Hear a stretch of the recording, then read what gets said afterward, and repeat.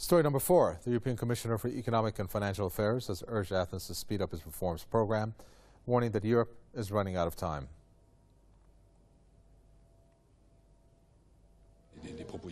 We are seeing concrete proposals on value-added tax, on the creation of an independent agency for revenues, that is for what we call non-performing loans.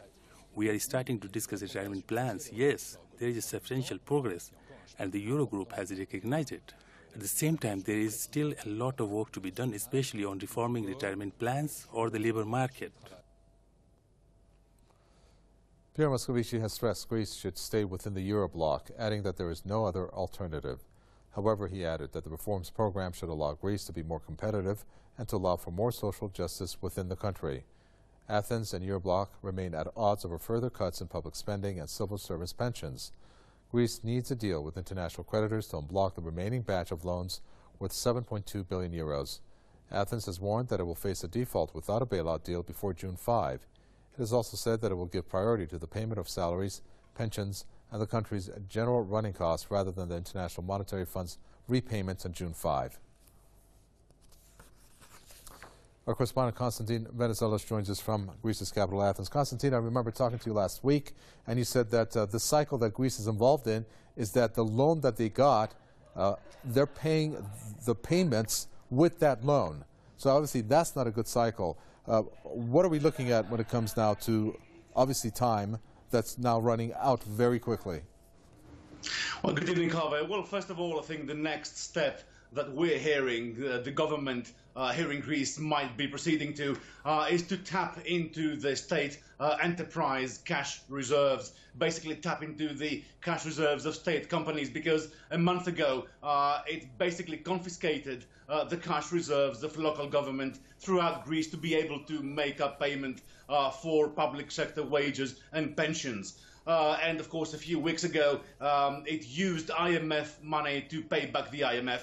And we know another piece of information that reached us today that we couldn't really believe, but it is true. The Ministry of Education here in Greece has only 200 euros left in its ministerial account. So books for the new school year up ahead, starting in September, is a difficult project. So, Greece will soon have to compromise in one way or another, Carver, unless, of course, it chooses to go into a head-on collision with the country's lenders, something that we haven't seen the government preparing the people for. This is not an eventuality that we understand Syriza is pursuing. Critical observers here in Greece are saying, of course, that the government here is deluded if it thinks that it can carry on disagreeing with the country's lenders concerning the core of the argument.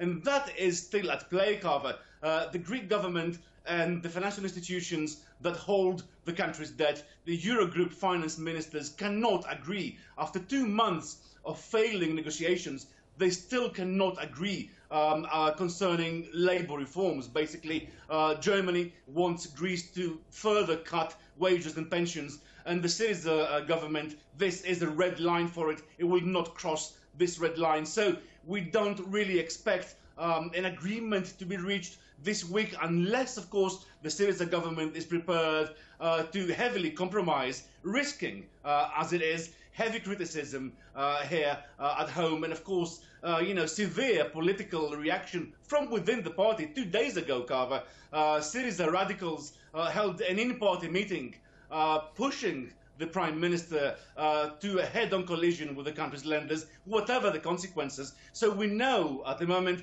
that there is an in-party split concerning this process of negotiations, and we still don't know exactly what the government is planning to do. So I think the safe prediction at the moment is to assume that the government will pursue a compromise rather than an opt-out from the current agreement.